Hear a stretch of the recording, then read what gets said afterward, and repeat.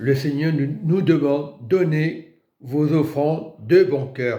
Très important. Dans Acte 2, verset 42, nous voyons, ils persévéraient dans l'enseignement des apôtres, dans la communion fraternelle, dans les fractions de pain et dans les prières. Verset 43, la crainte s'emparait de chacun et il faisait beaucoup de prodiges et de miracles. Pour les apôtres, tous ceux qui croyaient étaient dans le même lieu et il y avait tout en commun accord. Ils partageaient tout. Et aujourd'hui, nous sommes devenus des égoïstes dans les églises. Moi, j'apprends les choses. Dieu me parle chaque matin. Donnez vos offrandes avec bon cœur, c'est important. C'est vrai qu'autant les disciples, ils partageaient tout, mais ils avaient des maisons, ils avaient des familles, et l'Église c'est une famille. Nous devons revenir au temps des disciples, au temps du Seigneur Jésus. Le jour de la Pentecôte, c'était une communauté qui partageait. Aujourd'hui, il n'y a plus de communauté, chacun est indépendant. On va à l'église, on écoute le culte du dimanche et on part, bredouille, au lieu de rester. Il faut travailler la communion fraternelle. On va nous dire, on est des sectes, on est des communautés, on nous accuse. Il faut trouver la bonne communauté de Jésus. À l'époque, ils persévéraient, ils donnaient tout. Il n'y avait pas de problème, il n'y avait pas de misère. Aujourd'hui, il y a un problème. On est chez soi, on va à l'église, on dit, pasteur, j'ai un problème, j'ai plus d'argent.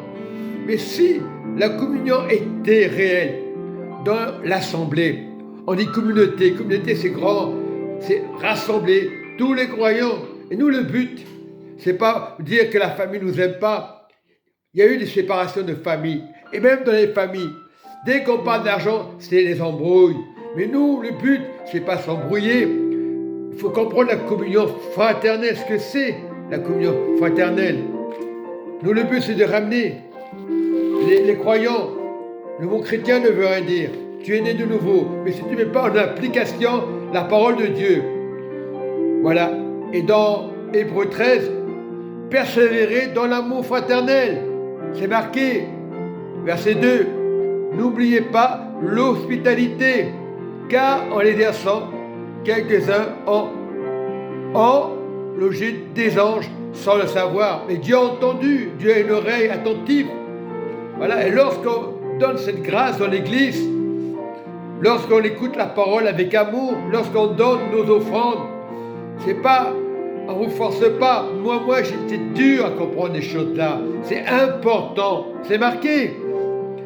La communion fraternelle, c'est important. Voilà. Et le Seigneur nous demande dans Hébreux 13, verset 5, ne vous livrez pas à l'amour de l'argent. Voilà, c'est ça le problème. Contentez-vous de ce que vous avez. Tu donnes avec amour tes offrandes. Voilà, il faut se contenter. Voilà, c'est très important. Contentez-vous de ce que vous avez. Car Dieu lui-même a dit, je ne te délaisserai point et je ne t'abandonnerai point. C'est donc avec assurance que nous pouvons dire, le Seigneur est mon aide, je ne craindrai rien. Que peut me faire les hommes? Que peut me faire les critiques? On en parle dans Acte 2. On parle de la communion fraternelle, mais on ne le met pas en pratique.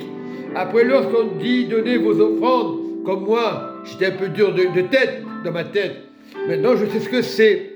Partager, c'est redonner de la richesse pour le Seigneur, pour le royaume, pour l'Église. Les pasteurs ne vont pas vous voler. Donner, c'est pas qu'on vous force. Moi, je croyais qu'on forçait les choses. Oui, il y a beaucoup de pasteurs qui insistent. C'est pas grave. Si on comprend ça, nous, on est nés chrétiens. On a eu ces choses-là. On a eu ces expériences. Maintenant, je sais donner nos offrandes, c'est avec le cœur. Pourtant, dans Acte 2, ils en parlent. C'est important. Dieu ne peut pas vous mentir. Acte 2. Oui, on parle. Il persévérait. Oui, toujours en communion fraternelle. Verset 2, je relis la parole tout dans Acte 2.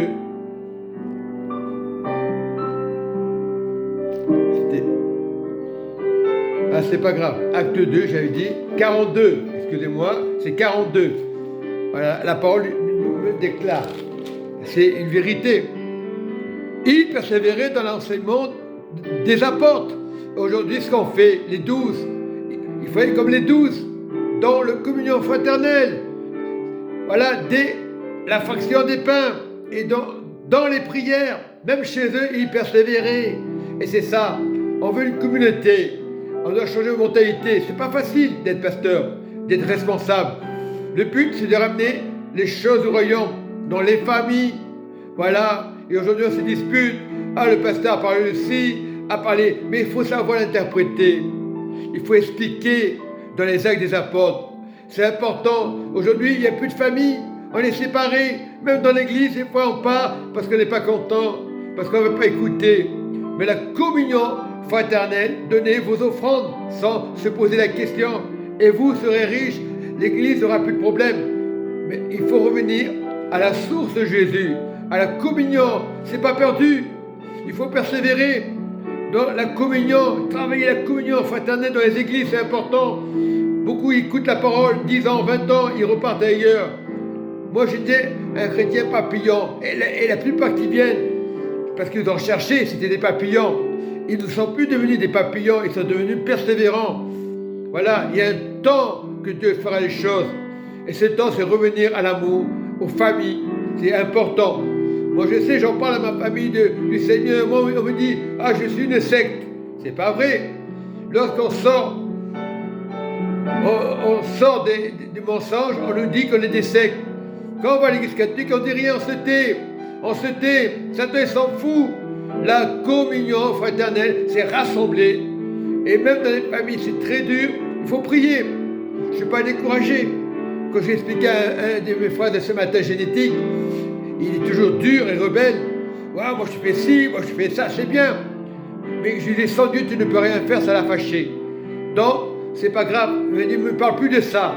Je ne vais plus pas aujourd'hui même. Je ne vais plus lui parler de ça. Je vais continuer à prier dans l'amour pour les familles, même si les familles étaient séparées. La communion fraternelle, c'est important. C'est ça la communauté. Soyez dans la paix. Shalom. Amen.